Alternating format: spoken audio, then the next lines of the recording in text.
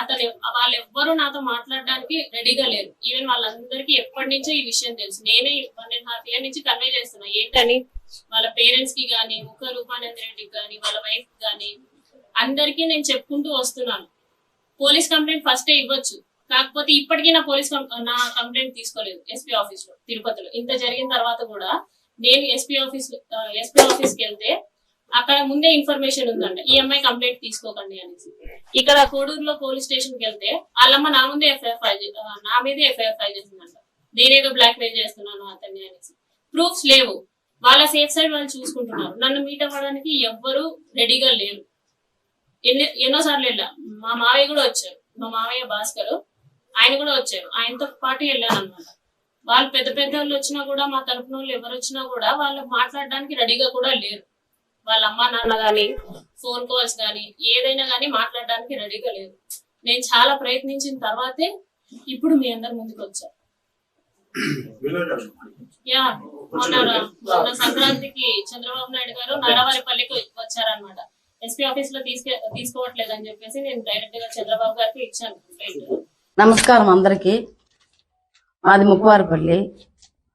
మా ఇంటి ఆయన వీరవగా చేస్తున్నాడు. నాకు బిడ్డలు లేరు. నేను దేవుడు కొండకు పోయి వరపెడితే నాకు బిడ్డ ఒక కొడుకు ఒక కూతురు. ఆ బిడ్డను మేము ఎంతో అల్లరిముద్దుగా సాకున్నాం. సాకున్న తర్వాత ఆ బాబు సాఫ్ట్వేర్ గా జాబ్ చేస్తున్నాడు. అది చేసిన తర్వాత ఇంటికి వచ్చిన తర్వాత మాకు ఇట్లా ముక్కువారిపల్లిగా ఈ మాదిరిగా వాళ్ళు మాకు పరిచయం అయినారు. పరిచయం అయిన తర్వాత నా బిడ్డను తీసుకుంటాను వాళ్ళు ఈ మాదిరిగా దీనికి సర్పంచ్ చేసినారు. సర్పంచ్ చేసిన తర్వాత మళ్ళా ఎమ్మెల్యేగా వాళ్ళే చేసినారు. నా బిడ్డ అమాయకుడు, నా బిడ్డకి ఏమి తెలీదు. మా ఇంటికి క్యాస్ట్ ఒకటే కదా అని చెప్పేసి మా ఇంటికి తరుస్తూ వస్తా ఉండింది. సాయం కోసం వస్తా ఉండింది. ఏదో లేవు వచ్చింది అని చెప్పి మేము సాయం చేసినాము. చేసిన దానికి నైట్ పూట్ల కూడా వచ్చి రోజు టార్చర్ పెడతా ఉండింది. నా బిడ్డకు ఏమి తెలీదు. నా బిడ్డ అంత అమాయకుడు ఇంకొకడు ఉండడు. అంత బుద్ధివంతుడు నా బిడ్డను గప్పు పట్టించి నాశనం చేసింది నా బిడ్డను. అంత ఉత్తముడు ఇంకలేడు. వాళ్ళ దగ్గరికి మమ్మల్ని వాళ్ళ దగ్గరికి తీసుకుపోయి మమ్మల్ని బిడ్డను ఉత్తముడుగా చేసినారు. చేసిన దానికి కానీ ఇది ఎట్లా బయట పెట్టాలా, ఇది ఎట్లా చేయాలని చెప్పేసి ఈ మాదిరి నా బిడ్డను టార్చర్ పెట్టి, టార్చర్ లోపల ఈ నైట్ పూట్ల కూడా మా ఇంటికి వస్తా ఉండింది.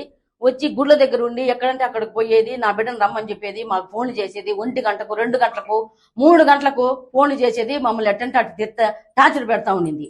టార్చర్ పెడతా ఉంటే మేమేం చేసినాం, 2 గంటలు అప్పుడు వచ్చేసి ఫోన్ చేసి మమ్మల్ని నా బిడ్డను లేపు అని చెప్పని మాకు ఫోన్ చేసి చెప్పింది. చెప్పిన వెంటనే నేను పోలీస్ కంప్లైంట్ తీసుకుపోయి రైల్వే కోడూరులో పోలీస్ కంప్లైంట్ ఇచ్చిన తర్వాత కూడా మాకు ఫోన్లు చేస్తాను. నిద్రలే, మాకు తెల్లమర్దులు నిద్రలే. రాత్రిలో ఎప్పుడు నిద్రలే. మేము ఎప్పుడు వస్తుందో ఎప్పుడు పోతుందో అని చెప్పి మేము వెయిట్ చేస్తా ఉన్నాము.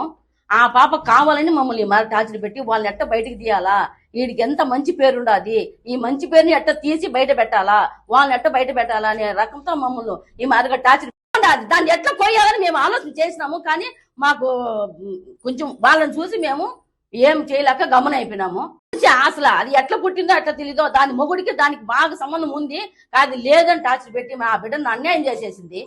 అన్యాయం చేసి బయటికి తీసి లాగాలా, ఇది ఎట్లా, దాని వెనకలు ఎవరుండారు, ఎవరు దీనికి మార్గం ఇస్తా ఉండారు తెలియడం లేదు.